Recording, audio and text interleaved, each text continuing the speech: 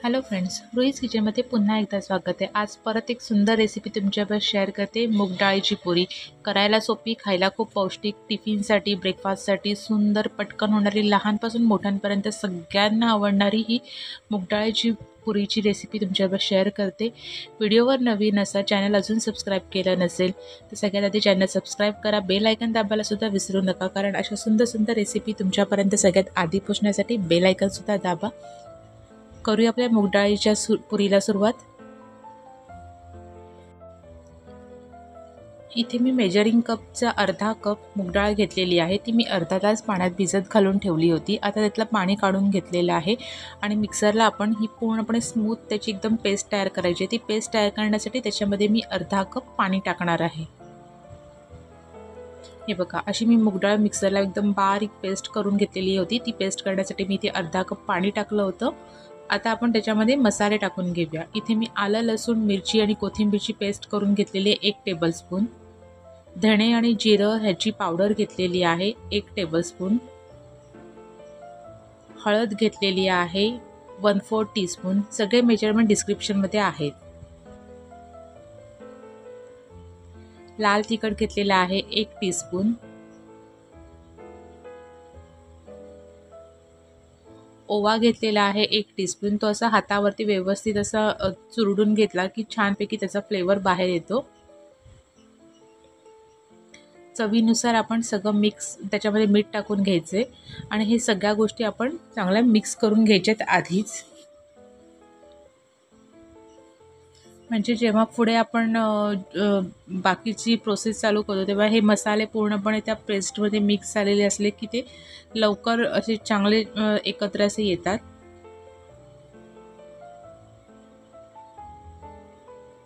हे बघा, आता छानपैकी आपली पेस्ट तयार झालेली आहे।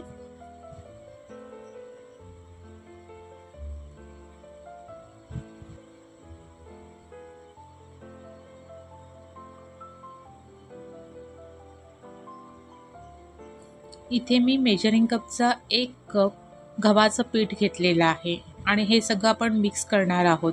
आता आपली मूग डाळीची पेस्ट अशी छानपैकी अशी मऊसूत अशी झालेली आहे। त्याचंच जे पाणी आहे त्याच्यातच आपल्याला हे गव्हाचं पीठ मिक्स करून पीठ मळून घ्यायचं आहे पुरीचं। आपल्याला वेगळा पाण्याचा वापर करायचा नाही। जर तुम्हाला थोडंसं अजून पातळ वाटत असेल तर गव्हाचं पीठ वाढवलं तरीसुद्धा चालेल, पण पाण्याचा वापर करायचा नाही, कारण का आपण मूग डाळ बारीक करताना सुद्धा त्याच्यामध्ये पाणी टाकलेलं होतं आणि ते थोडंसं असं पातळसरच असल्यामुळे आपल्याला वेगळं पाण्याची गरज नाही, नाहीतर आपलं पुरीचं पीठ एकदम पातळ पातळ होऊन जाईल। ह्याच्यातच छानपैकी आपण हे पीठ भिजवून घ्यायचं आहे। करायला खूप सोपी आणि खूप पौष्टिक अशी ही रेसिपी आहे, त्यामुळे व्हिडिओ अजिबात स्किप करू नका।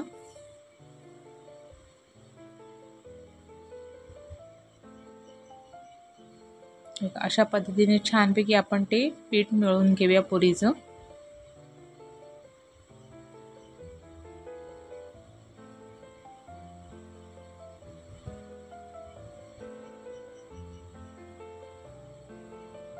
आता इथे मी थोडंसं म्हणजे साधारण 1 टीस्पून अगदी तेल घेणार आहे आणि ते तेल आपण त्या पिठाला लावून घेऊया, पिठाच्या गोळ्याला, आणि परत एकदा छानपैकी आपण ते मळून घेऊया।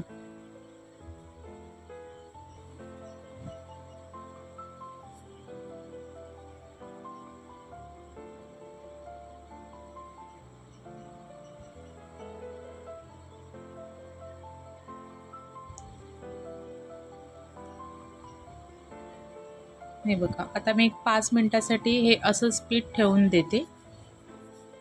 आता आपण पुऱ्या लाटायला घ्यायच्या आहेत। आता पुऱ्या लाटताना सुद्धा मी दाखवते की आपण पुऱ्या एकदम सगळ्या लाटून घेऊन एकदाच तळल्यात तरीसुद्धा चालू शकतं। इथे आता एकीकडे मी तेल गरम करायला ठेवलेलं आहे।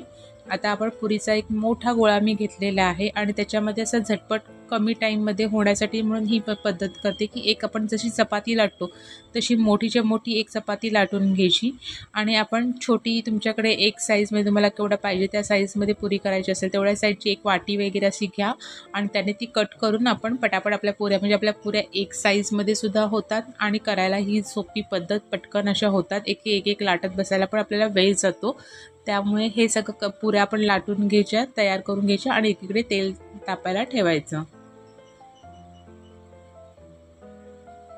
इथे आता मी एक मोठी चपातीसारखं लाटून घेतलेलं आहे आणि अशा वाटीच्या साहाय्याने एक साईजमध्ये सगळ्या पुऱ्या या कट करून घेते.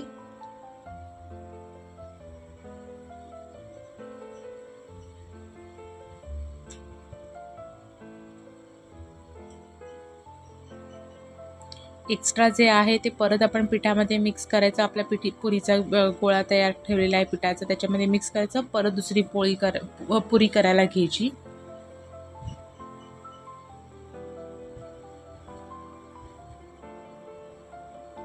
इथे मी या झालेल्या आहेत त्या सगळ्या साईडला काढून घेते. अशाच अजून आपण थोड्या पुऱ्या करून घेऊया. तिथपर्यंत आपलं तेलही सुद्धा गरम होतंय.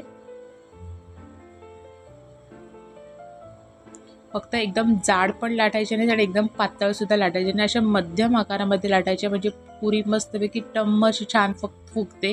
एकदम पातळ लाटली तर अशी व्यवस्थित तळली म्हणजे फुलणार नाही आणि एकदम जाड जाड लाटली तर खायला अशी एवढी काही खास वाटणार नाही.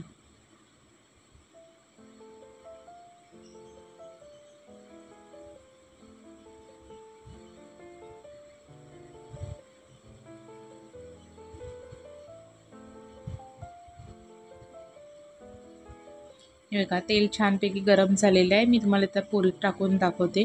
एकदम परफेक्ट साईजमध्ये आपली कटिंग करून घेतलेली आहे आणि लाटलेली सुद्धा अगदी एकदम जाड पण नाही आणि अशी मीडियममध्ये अशी लाटलेली आहे. बघा आपली पुरी कशी मस्तपैकी छान टम्म अशी फुगलेली आहे. अशाच आपण सगळ्या पुऱ्या अशा करून घेऊया आणि अशी गरम गरम मूग डाळीची पुरी खायला खूपच टेस्टी अशी लागते.